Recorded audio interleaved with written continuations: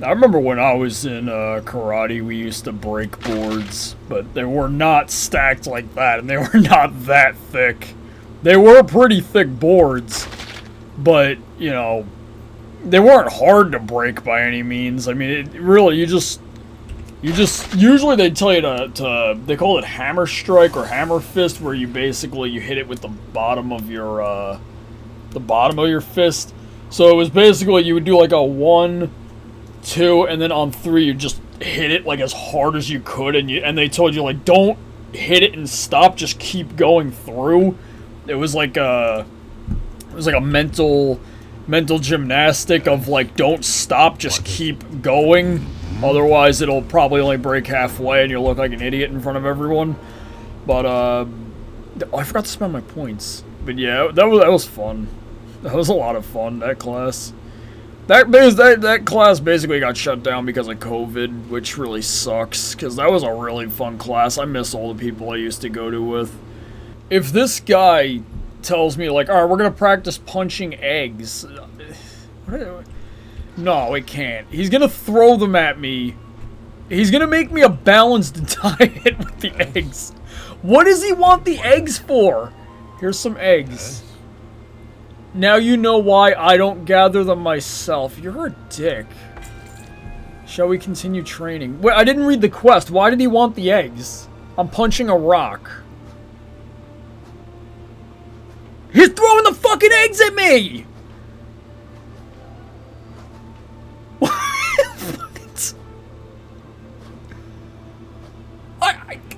We just murdered a bunch of birds, stole their babies, and they threw them at me. I could have just gave you rocks for that. I put on a blindfold. I'm a demon hunter. He's gonna throw the egg at me. Oh, that's a big egg.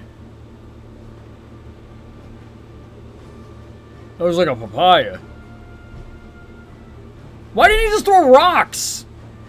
Like, yeah, it might hurt, but at the end of the day, you want to be a martial arts master, you gotta learn how to take a hit, you know what I mean? You gotta keep punching shit till your knuckles are like nubs, and you can't feel anything, and then you get like a really good punch.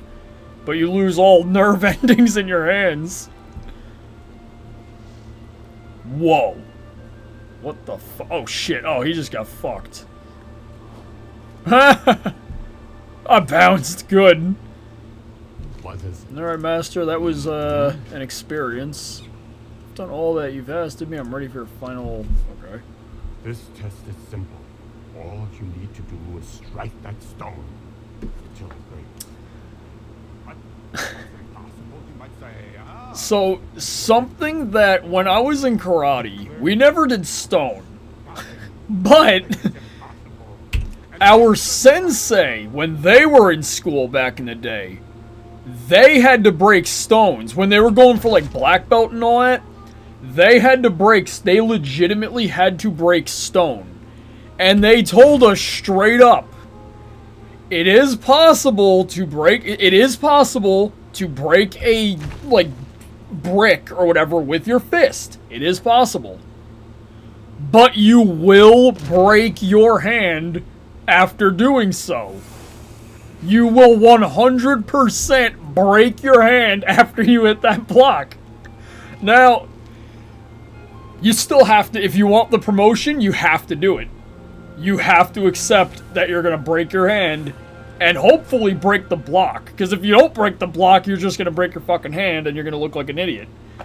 So, what he told us was what happened when he was in school, when he was promoting for, when he was graduating for black belt, when he was testing for black belt, excuse me. May your days bring you joy. He told us, he's like, you know what I did? He's like, I looked at that fucking block, punched it, broke the block, broke my fucking hand, I bowed to my sensei, received my belt, and the sensei went, you can go in the back and cry now. And he went to the back and he's like, like he was like, yeah, it fucking hurt, but you can't show anyone that you were in pain, because then they'll be like, wow, you're a black belt and you're crying about pain, really? Like, you have to play it up. You have to show everyone, like, yup, didn't hurt a bit. You go in the back where no one can see you, you know, It was so fucked. I'm like, I'm kind of glad I never made black belts. In a sense, I'm kind of glad I never got that far in the class, dude. I don't want to break my fucking hand. Listen, I've already popped my shoulder out. I don't need to break my fucking hand breaking a fucking stone. Oh, God.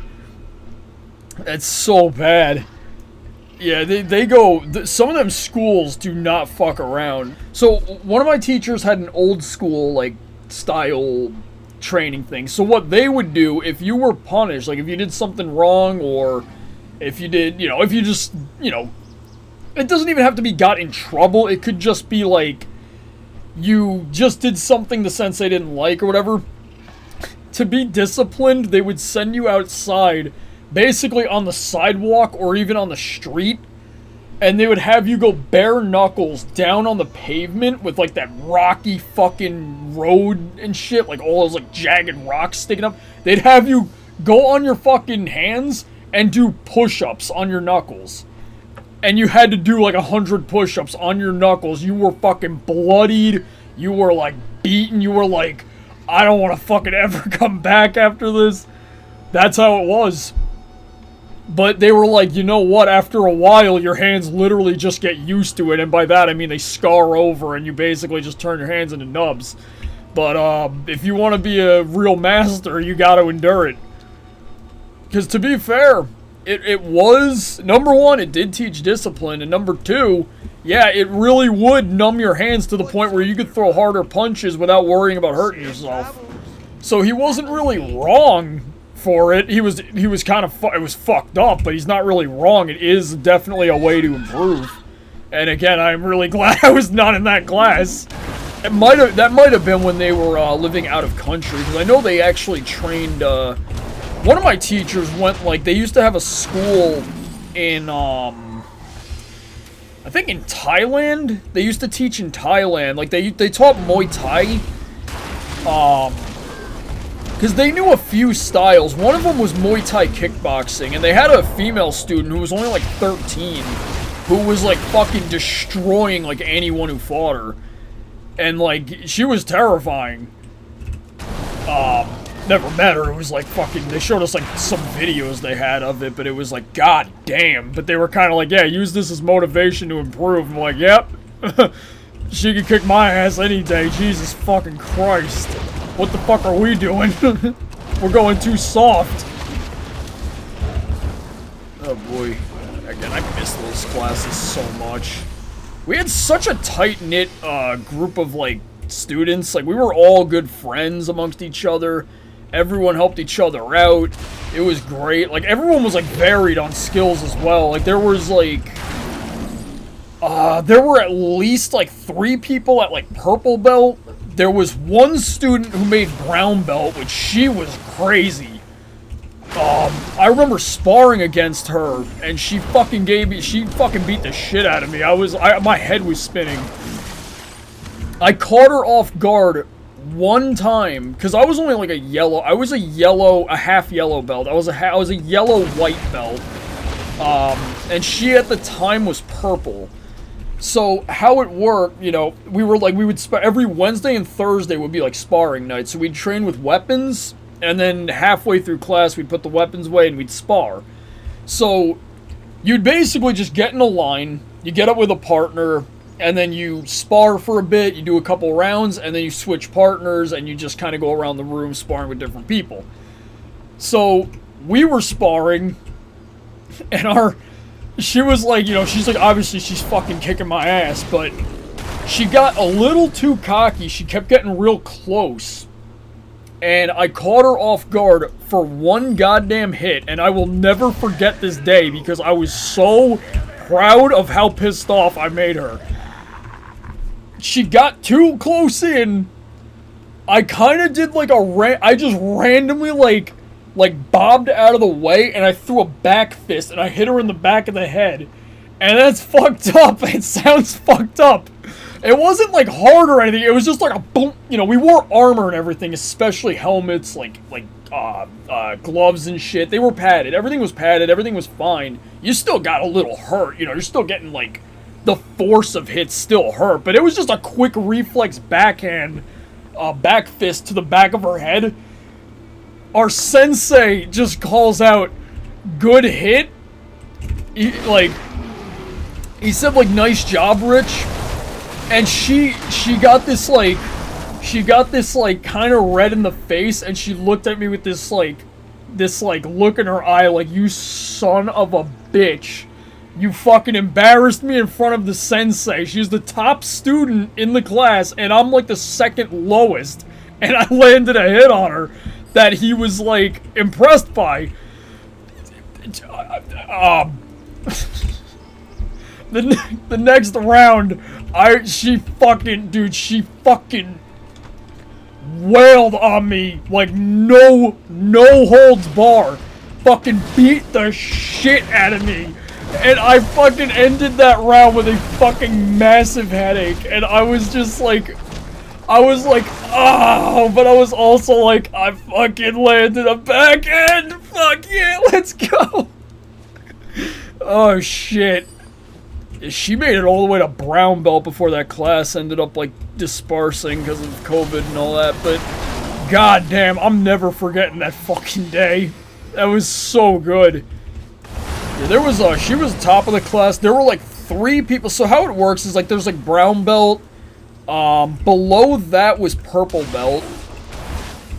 There were like 3 people at purple belt. It wasn't a massive class. The school was primarily jiu-jitsu, and there was a big jiu-jitsu class. It had to be like 50 people. And then there was like a separate room for kickboxing classes. And they had a good like 20 or 30 people in that class too. And then they had like a side thing for like our karate program. So we had like different time slots when each class would go on, so we don't like interfere with each other's classes. And there was also the kids program. So like me and my sister actually used to teach the kids program. And I'm not gonna lie, I'm not a good teacher. I'm not a good like people person. I'm not good around people. But I actually do miss the kids program because I'm not good with like, you know, especially like crowds of people, and then you got parents watching on the sides, and like you got all these kids who half the time they don't really do what they're supposed to do. They kind of they're kids. They do what they're gonna do. You try to keep them on track. I'm not very confident in all that, so my sister was primarily the one keeping them on track. And, like, they respected her. They did whatever the fuck she said. I was kind of just, like, some guy, and they were, like, they'd, you know, kind of do what they were supposed to. Oftentimes, they'd kind of get off track, and I was a little, like, too shy to be like, "Come on, guys, let's round it up." I'd kind of be like, "Sister, please, get the kids are doing the thing again. Could you help me here?" I was not very good with that, but I did love teaching the class, because what I would do is, whenever we would do, sorry, I just gotta find a spot for this. I think I'll put this right here. So whenever we would do, like, practice punches with them, we would hold up, like, a bag, like a square bag, about yay big. We'd hold it up, and then you'd have the kid come up, and they'd do, like, a kick, or a punch, or something, or whatever it was. But what I would do, just to like be funny, because the kids fucking loved it. When they would like throw a punch, you'd like throw yourself backwards, like they had like superhuman strength. They fucking loved it. They couldn't wait to do like the exercises, because they fucking loved doing that. And like my sister and I would we would like play it up for them just for their entertainment. The parents were like fucking into it. Like everyone loved it. So I really miss doing shit like that. It just felt so fun. Just like, because I felt like if I was a kid, like I was thinking like if I was a kid, I would fucking love the same thing. Like you feel like you're what do you call it, Superman or something. Like you throw a punch and just like whoa, boom, like you feel like you're a superhero or whatever. I'm like, the kids gotta love that, so we started doing it. They loved it, but it was like, again, COVID hit and everything got, you know, fucked up, and then we couldn't do it anymore. And it was like, it was just one of those, it was like really sad. And, yeah, I miss doing all that stuff. That was a lot of fun.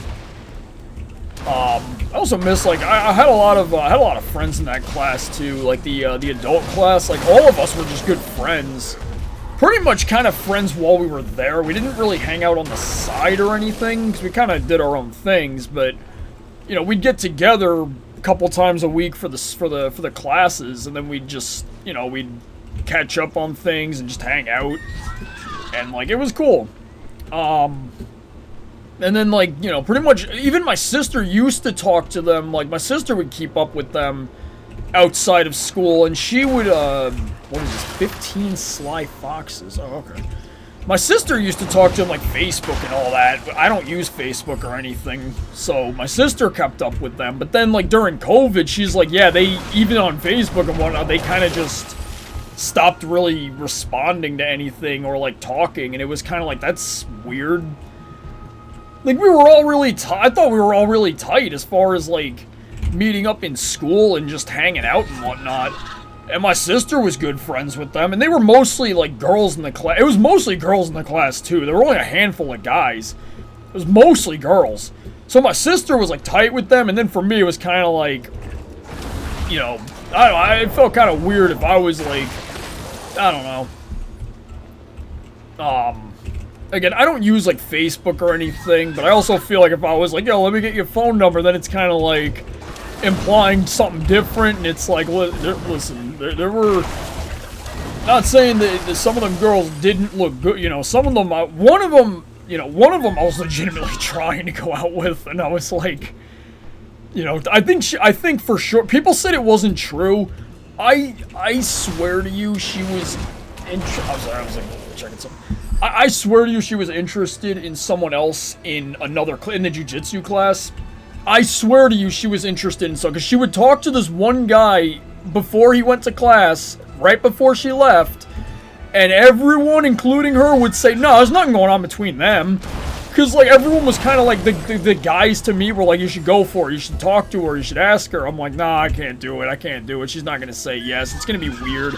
If she says no, we're in the same class, and now it's just awkward, so I'm like, I can't do it. I need to make sure it's a definite yes before I try, because I don't want it to be awkward if we're, like, in class together, and we're, like, rolling, we're doing, like, group activities where you kind of get, like, really close.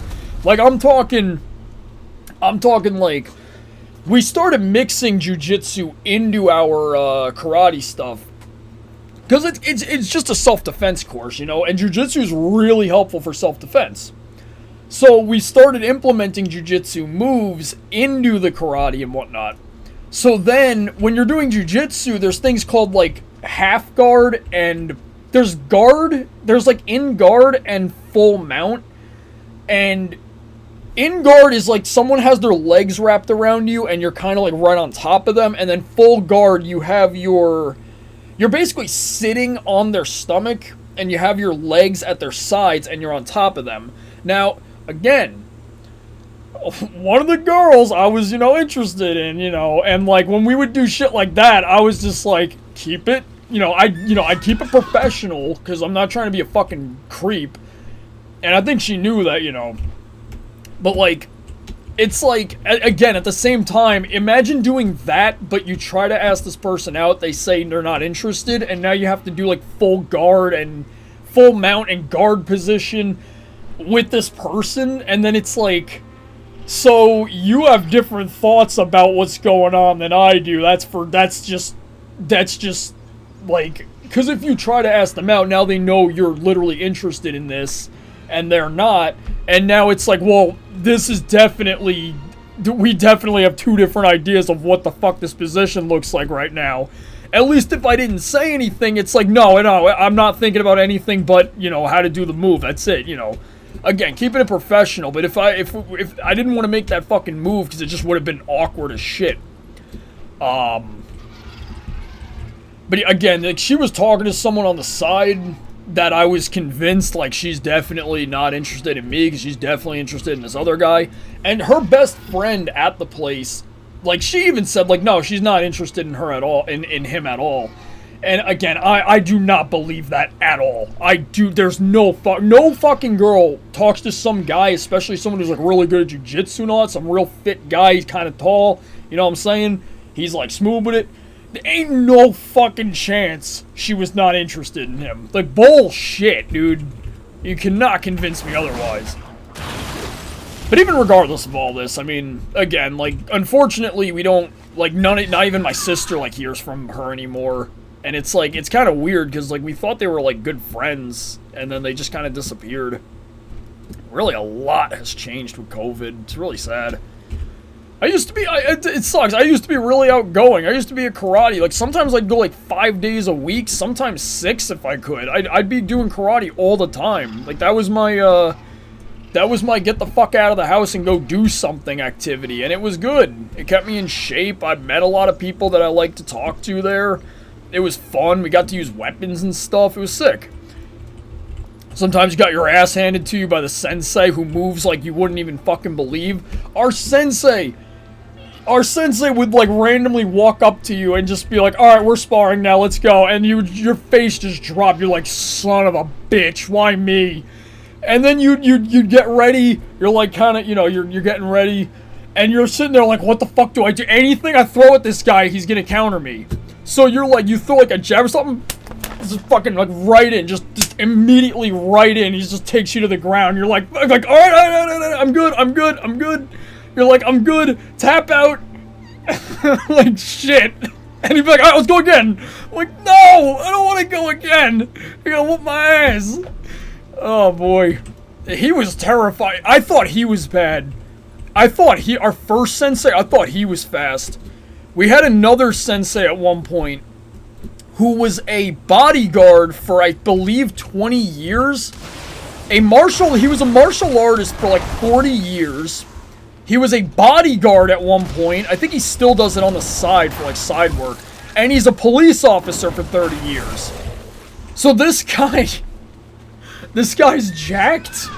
He's really well trained. He's done things in the real world with real fights, real situations with like people pull knives or guns on him and shit. He's been to he worked in a maximum security prison at one point. He knows, this is a dude who knows what works, what you need to actually train with, how to train people. This guy knew his shit. We used to fight against him every day. He'd be like, alright, I want to show you a move. So he'd bring you in. He's like, alright. He's like, whenever you want, just throw a punch. That's it. Just throw a punch. He's like, I'm just going to stand here. Do whatever you want. He's like, just throw a punch.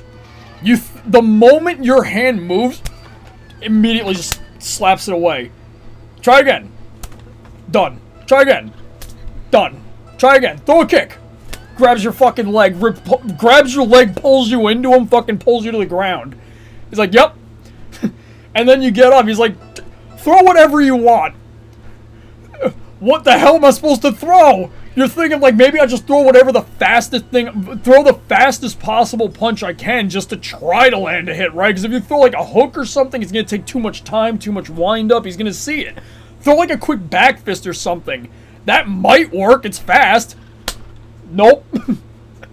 Motherfucker, this dude, his arms were you see my arm, it kind of narrows. His arm, this wider part would be this, and then this would be bigger. This dude, he looked like something he actually looked like a Gears of War character. And this guy was in his fucking 50s. He was in his fucking 50s, and he looked like a Gears of War character. And he was so goddamn fast. You couldn't do... He would literally tell us, he's like, let me show you how to fight people in a, one verse many. He'd tell, 3 of us. All 3 of you versus me, let's go. All you at the same time, just go. We all go in. He had a strat that he learned, that he even taught us. Of course he taught us, but what he would do... If you're in a multi-way fight, what he would do is he would circle so that if you have, one guy here and 2 guys... Here, let me see if I can actually do this on the camera. Let me see. If you have, Oh, man. Hang on. I'm going to try to do this. If you have... I'm trying to work with a mirror. Let's go back here. Okay, so you have 1 guy here, and then you have, 2 here. So instead of fighting, flanking position, he would move to like the side, and if the other person tries to close in, he would just keep going around the side. So like they'd have to keep repositioning. Basically, he would just line you up so that one's behind the other, and then you can just fight one-on-one. The other one comes around, he'll just move out of the way.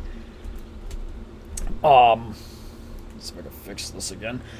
So basically what he would just do is, like, again, simply, he would just line you up so that you were behind the other person, and then you can't get to him. And by the time, like, you have, like, a line of 3, by the time the person in the back moves here or whatever, he just moves here. If that person moves here, he'll move here. So you use the person closest to you essentially as, like, the middle of a circle, and when the other person behind them tries to go one way, you go the other, and then you stay on a 1v1, essentially. That's essentially what he did. And it was like it's like one of those things that you think, it's like, well, that makes sense, but you never think about it when you're in like a thing. It's like 2v1, you're like, oh, like, this should be easy. Like, you go into someone like a 2v1, but then they do that, and it's like, fuck, I literally can't get around to this person because they keep fucking moving. Like, it was pretty damn smart. Yeah, I miss that guy too. He was, again, COVID came and he, that class stopped. He invited us to, he actually invited us to, like, we would train at his house sometimes, like his garage. He turned his garage into like a mini gym / training room, because he had some friends that were, I guess they were on the force with him or whatever, but he had a couple of friends, 2 guys, that he would bring, like, weekly to his, like, training room, and they would all train together. And then he invited me and my sister to, like, join him, because we were, like, really the only 2 that, like, stuck around in the class amongst, like, the COVID nonsense while we could, before it all just got kind of, like, before it all got kind of hectic, and then everything got, like, shut down and whatnot. But, he invited us to, like, join him. We went for a few sessions or whatever. It was alright, but it kind of just wasn't the same without all of our other friends there. So, we kind of just stopped. We kind of stopped going after a while. We were like, yeah, I'm kind of not really feeling this anymore, unfortunately. It sucked, because it was, like, so good. I really miss those classes so much. I think that's why I like playing a monk in this game. Like, I just miss the fucking kung fu fighting and all that nonsense. It's just so good. So yeah, that's some stories from the olden days prior to COVID. It's been 4 years now since all that. Jesus. Yeah, unfortunately, I never. Oh, hang on. Actually, I just remembered something. Let me grab it. Yeah, this was my, let me make this a little bit, I'll probably leave it there. This was my, my yellow belt from that karate class. You can see there's supposed to be a yellow stripe here, but we thought it was kind of funny if we just left the yellow belt to represent the yellow stripe. So, we did that. So, it is 8 stripes. It's just that this one doesn't have tape, because it was like, why use yellow tape on a yellow belt? But anyway, technically, I was supposed to test for my yellow-orange belt. Unfortunately, that same freaking night that I was supposed to test, I got extremely sick, and I could not get out of bed. Like, I was literally, physically unable to move. I am 99.9% sure that was when I had COVID. Because this was even before COVID was a thing, but I had all the symptoms that came up like a couple months later. Everyone was like, these symptoms is COVID-19. And I'm like, that's what I had. Like, those exact symptoms is what I had. I felt like I was gonna fucking die. I just thought it was a bad flu. And it turned out it was fucking at least I'm still to this day believe it was fucking COVID. So I feel like I had COVID before it even went like big. Which was like the worst strain of it. And let me tell you, it fucking sucked. It was miserable. But I could not go to my freaking promotion that night because I was bedridden. So I never got the chance to test. And unfortunately, the way that school worked, we kind of did, we pretty much did tests all on the same, like, day. So anyone who was ready to test for their next belt, we would have a set day per month where you would test. So unfortunately, because I missed it, I would have had to test the next month. The problem was, something happened at the school, and our initial sensei had to basically leave the job because he had a, like, fuckload of things come up, like a lot of personal stuff that really no one wanted to get into too much. So they kind of just left it as, like, you know, we're sorry, but we can't really explain, but, you know, he's gotta unfortunately stop doing the class. And we did get, again, this is where we got, like, other senseis to come in. They did hire, like, different people to, like, kind of continue it. The school owners who did the jiu-jitsu class took over for a little while, and that's kind of where we started implementing jiu-jitsu into what we were doing. Because, like, the higher-up belts, like, again, the brown belt girl, like, she knew all the routines for all the lower belts, so she would kind of lead the class, in a sense, with, like, what we were learning, and then they would kind of throw in some jiu-jitsu. The jiu-jitsu instructors would throw in some of that. We'd still do, like, I mean, like, at the end of the day, a punch is a punch, a kick is a kick, so we'd still do, and they were also black belts in a style of Kung Fu, Shaolin. So they ended up doing a Shaolin class. They did jiu-jitsu. They started doing Shaolin with us. We kind of did karate a little bit until it kind of faded out and we started doing Shaolin. Then they hired an actual karate guy, which was our latest sensei, the guy with the garage and everything. He was the last one they hired before, like, COVID really, like, messed with everything, and then, you know. But unfortunately, I was never able to actually promote and get my belt. I mean, it's not like it matters anyway. Like our latest sensei said, a belt is just a colored... It's just a color. Like, it does nothing. The belt doesn't do... And just, like, he told us straight up, if you want a black belt, I'll just give you a black belt. Is that going to make you good at karate because you have a black belt? No. It's just a black belt. To him, he came in, he had a 4th degree black belt. 4th or 5th, he had a 4th degree black belt, I believe. In, Kenpo. And he came in with it on. You know what the first thing he did when we started? In his first class, he took his belt off and just threw it aside. And he said to the rest of us, go ahead and do the same. Everyone just take off your belts, just throw them aside for now. We don't need those. And then he started the class. And you know what we did? We did punches, we did kicks, we did breathing techniques, we did forms, just basics. Just simple basics. No one had a belt. Everyone did the same thing. And he said to us, what's the difference between someone with a black belt and someone with a white belt? Really nothing. The black belt might have more, like, training behind them. They might have more experience. But at the same time, how they earned that black belt is really how you dictate, like...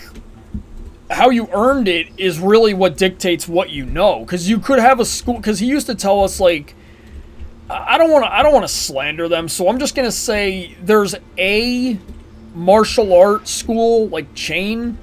He told us they had a pretty scummy business practice where they would essentially... You'd pay for a number of classes to get to, like, a certain rank, whatever. They would say, like, oh, man, you'd be a couple weeks in, and they'd be like, oh, man, you're really good. You know what? We're going to... Oh, excuse me one second. What they would do is be like, oh, you know, you're really good, so we're actually going to promote you now instead of 3 weeks from now. We think you're ready right now. They already took your money for those extra 3 weeks, but they promoted you 3 weeks early. And now you need to pay for the classes to get to the next rank. But of course, the kid doesn't care. They're like, I got a rank up. That's awesome. I want to go for the next one. So now you pay for, like, let's say 2 months of classes to get the next belt. And then 6 weeks in out of those 8, oh man, you're killing it. We're actually going to promote you now and get you ready for the next belt, which you're going to have to pay for 3 months for. So basically they would just scam you out of your fucking money. They would just promote you to keep you paying for their classes, because it's like, oh man, I'm making a lot of progress here because I'm getting ranked up like crazy. I'm going to be a black belt in no time, because all people care about is getting that black belt. That's the problem. You shouldn't be focused on getting the black belt. You should be focused on basically just training. And that's where they get you. Ooh, okay. Let me get this real quick. So that's kind of where they get you. And again, I'm not going to say the name of what school that is. But yeah, they were pretty scummy. And that's why he said to us, this is why I don't believe, essentially this is why he doesn't believe in belts in the first place. The belt doesn't make you magically better. What makes you better is constant practice and constantly challenging yourself. To him, and he's not wrong, like when he told us, like he even asked us one time, what is an advanced move? Like what's an advanced move? Like literally, what's an advanced move? Not like, oh, like a spinning crane kick, that's an advanced move. Fair enough. Yes, that is an advanced move, but what is a spinning crane kick? It's basically just a roundhouse kick where you keep spinning, right? So, what is a spinning roundhouse kick? Well, it's a roundhouse kick, but you just keep going all the way through, maybe a couple times. So, it's a roundhouse kick. In other words, it's a basic move that you've just mastered so well that you can add on to it. An advanced move is just a basic move that you've mastered really well. So his whole philosophy was master the basics, and you will basically master everything, and he's not wrong. All he ever did was teach us the basics. He would fix our form. He would show us how to do it better and better each time. If we messed up a little bit, he would fix it. He'd tweak things for us. And then we would just keep learning. And like that was it. That was the class. And it was really cool. Unfortunately, I think one reason a lot of people dropped out when he started was because everyone there was pretty much like, well, I really wanted to get everyone was really into the belts. And I don't blame anybody, because even I, who doesn't like to show off to people outside of the class, like, yeah, I've got this colored belt, I'm so fucking cool. Like, you see someone with a purple belt, a brown belt, you're like, oh shit, they've been training, they're really good. And yeah, they are. But, who's to say, if you know how these schools operate, some of the schools, it's like a brown belt could be the equivalent of like a yellow belt in a different school, because that yellow belt school goes a lot harder on their promotions. They won't just put you to yellow belt to orange belt to brown belt, whatever, before you're really ready. Other schools will just keep pushing you with belt colors because it keeps you paying for their classes. So again, he did not like doing that. So he even said to me and my sister at one point, because again, he told us straight up, he's like, if you really want belt colors, he's like, I'm not against giving you guys belt colors, I just don't see the point of the belt colors, because again, to him, it's like, it doesn't do anything, but if you want them, I will get you some, what is this? Okay. He told us, like, if you want belts, we can do belts. Like, he doesn't have a problem with it. It's just not gonna do anything special for you. But you're also gonna have to earn your belt. Like, he's not just gonna give you a belt. He's straight up like, you're gonna have to earn it. And he does not go easy. He was, by me and my sister, because we stuck with the class for like a while. For us, he was actually going to start us as purple belts from like what we demonstrated to him. And again, like not that, like, purple's not low even in his eyes. Like, purple's pretty high up there. And then getting past purple was going to be like, yeah, good luck. Like, you could start at purple. You guys are pretty good. You'll start at purple. But when you want to go further, it's going to be quite difficult. And granted, like, we expect that. Unfortunately, we never even got into the purple belts. Because, again, like, the classes just shut down before we could even, like, organize anything like that. So, we never got to do the tests. We never got the belts. And, again, looking back on it, it's just, like, I still believe, like, yeah, it doesn't matter. Purple belt or not. All that matters to me, he believed we were purple belt ready in his eyes, and that means a lot. Coming from someone who's been doing this shit for like 50 fucking years, or like 40 years, whatever it was. Coming from someone like that who legitimately knows their stuff, saying to you, like, yeah, you're pretty much purple belt ready at your current level, that's like legitimately like really cool. That is like really impressive to me. Like, belt or not, he saw what we were capable of, and he's like, yeah, you guys are pretty good. You could be a lot better. You could be a lot better, but you guys are not that bad. You're at, like, an intermediate level, opposed to, like, you're not, like, an expert, you're not a master, but you're not a beginner. You know your shit. You have improvement to make, but you do know your shit. And it was just cool. What am I looking for here? Rescue Hemet Nezingway Jr. One thing that was interesting with his class, so one time we did, when he was, like, kind of training us with, like, what was going to be on the test or whatever, what he was going to test us for the purple belts initially, he showed us an attack pattern, and I forget exactly how it went. It was something like jab, hook. It was something like jab, it was like jab, cross, elbow, claw, something, or whatever. It was like some sequence. Point in case, it was a sequence of attacks. And then he told us, like, you do it to, like, I do it to my sister, then she does it to me, and then I go back, and then she goes, and then I go, and then she goes. And you have to, you do the attacks, and the other person does the blocks. Then he tells us, each time we did it, he tells us, now do it faster. Like, don't ever stop. Just, when he says an instruction, just keep going. But he said, just, like, go faster this time. Alright, do it even faster this time. Alright, go faster this time. Go faster this time. Faster again. Faster again. It basically got to the point where this is a little bit higher. We basically got to the point where it was so fast, we were getting sloppy. And we would, like, kind of slow down a little to, like, readjust, like, where we were at. And he tells us, no, just keep rolling with it. If you mess up, just roll with it. Just faster, roll with it, faster, roll with it.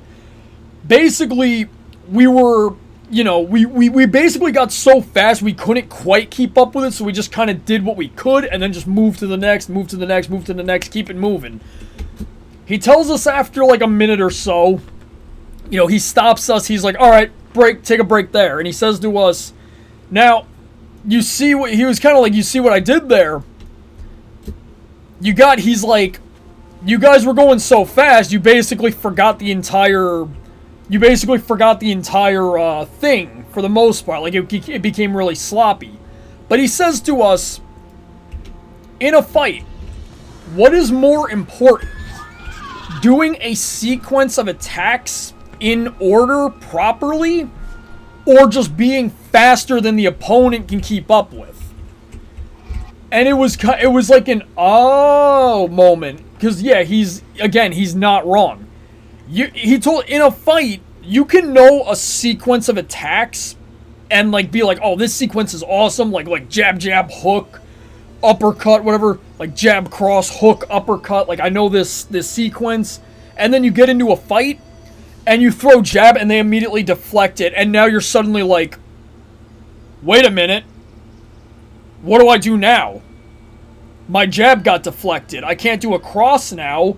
My jab got deflected. It's supposed to go jab, cross. My jab got deflected. What am I supposed to do? If I throw the cross, his hand's there, he's going to grab me. What do I do now?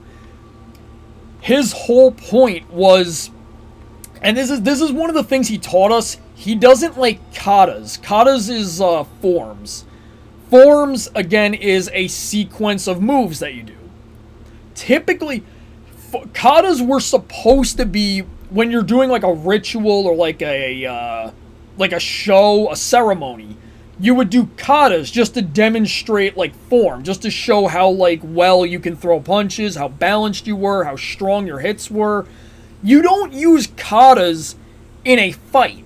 In a fight, it's all about reaction time. It's all about what did the person just throw as an attack, how can I counter it? What hits can I soak to block other hits that I don't want to soak? If they throw like a kick or a punch, can I grab it? Can I manipulate them to like my advantage? It's not about, oh, I'm going to do jab and then cross and then hook and then uppercut. If you put your brain in the mentality of I have to do this, then this, then this, then this, and someone deflects any one of those or grabs you or whatever, or you miss or whatever, your brain shuts down and goes, wait, what was I doing again? So he taught, in that lesson, he literally taught us, basically, the form is fucking ridiculous. Don't worry about going punch, elbow, claw, whatever else it was. Who cares? Like, he literally told us, like, who cares if you get the whole thing right? I care more that you're just moving so fast that this motherfucker, that this dude can't keep up with you. You're moving so quick, they're, like, looking around like, what the fuck am I supposed to do?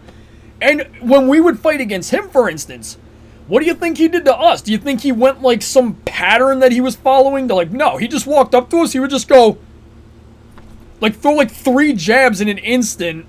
He'd throw like 3 jabs. You go to block, and now he like grabs your arm and pulls you into him. And you're like, well, now what do I do? He would just decept you. Sometimes he'd throw a fake. Like, you'd go to block, and now you left your body open. So he'd throw like a fake jab, and he'd go for a body shot. So you're going like this. Your hands are up. Throws jab, you go to like block or whatever, and you just got punched in the fucking stomach.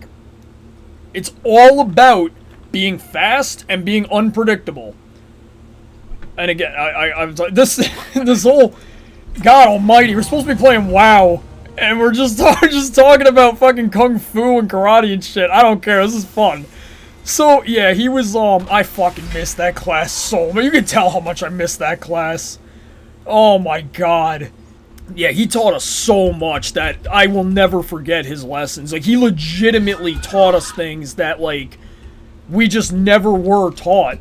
Like, legitimate things that were, like, useful things he taught us. And I'm not saying shit, like, I'm not saying bad things about my other senseis. They all taught you things. Jiu-jitsu, for instance. I had no idea how to do jiu-jitsu. They taught us things I never would have even thought about. There were things, like, so many, like, and there's the big thing.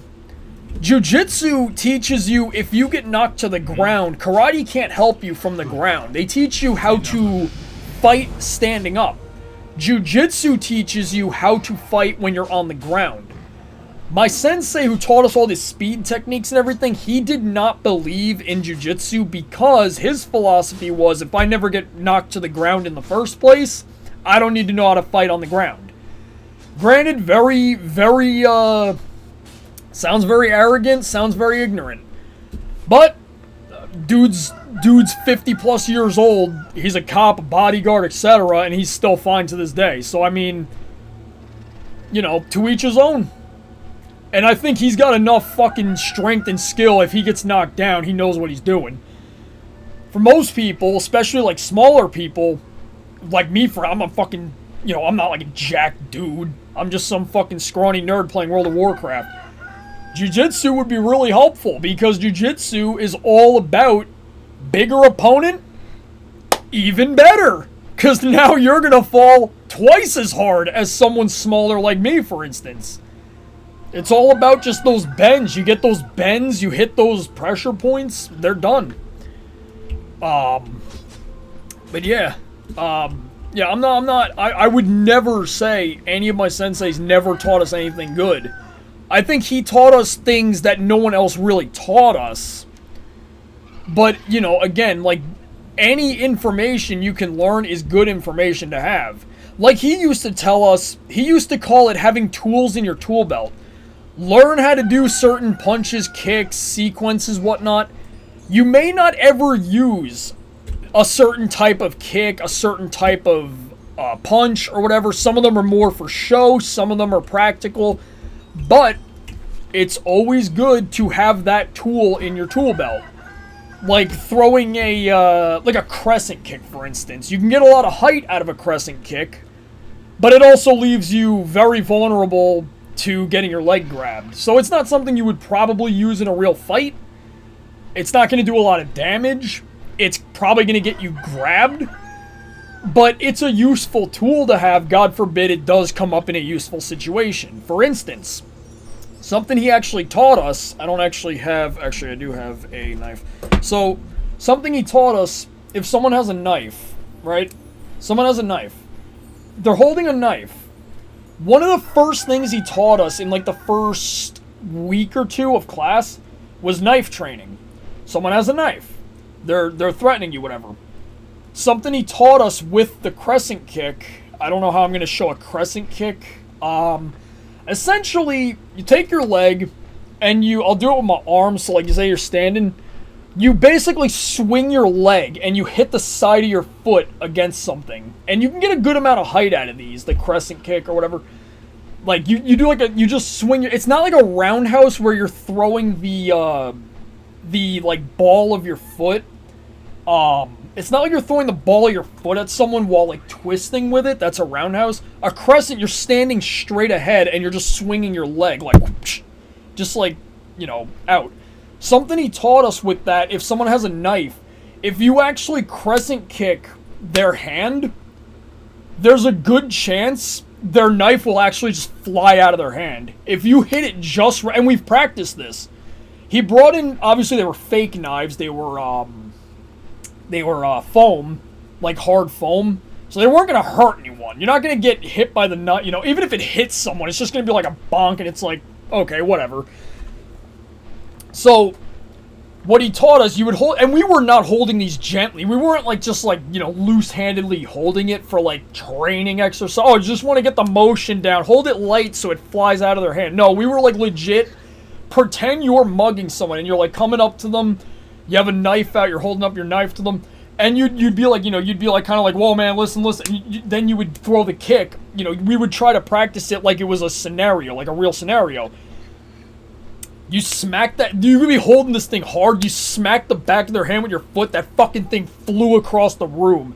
It was like the fucking coolest thing we had ever seen, because we've never done shit like that before he came. Pause.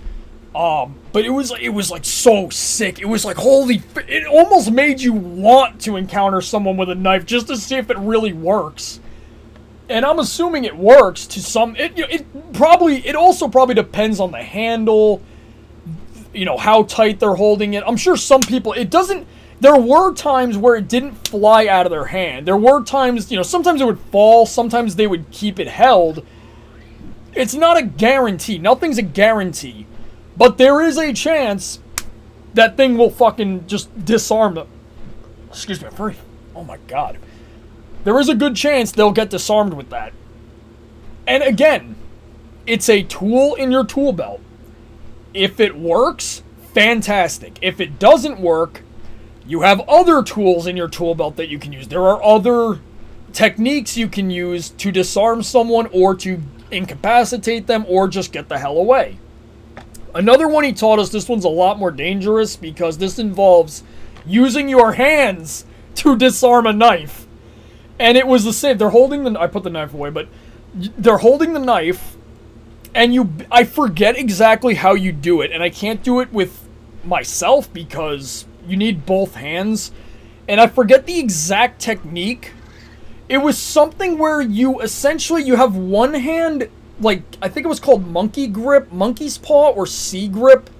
You kind of grip their wrist a certain way. I don't remember if I'm doing this correctly, but you hit their wrist a certain way with one hand, and the other hand hits their hand. So you do like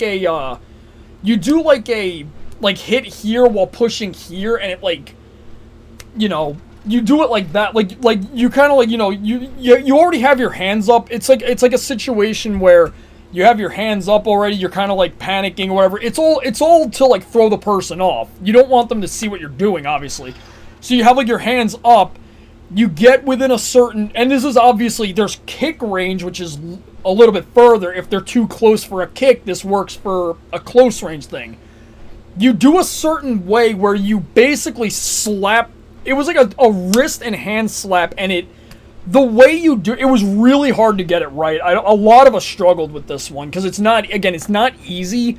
It's dangerous because you're going up against a guy with a knife, and again, it's tools in the tool belt, and I don't remember exactly how to do it. I do remember the crescent kick one, because that one was, like, simple, and I remember it. But the other one was a little bit harder, and I was not good at getting it consistently at all. But you hit them a certain way, and essentially, you know, it like, turns their... It, like, opens their hand, and the knife just flies out of their hand. It's a disarming technique. I really wish, I'm going to have to ask my sister if she remembers how to do that one, because I really want to remember that one. That was, again, these were really cool, especially watching the whole class, like, when they did it right and the knife just flies across the room. It was so cool. Like, it was so good. It was so satisfying to watch if you got it right. God, I need a breath. This room is getting, like...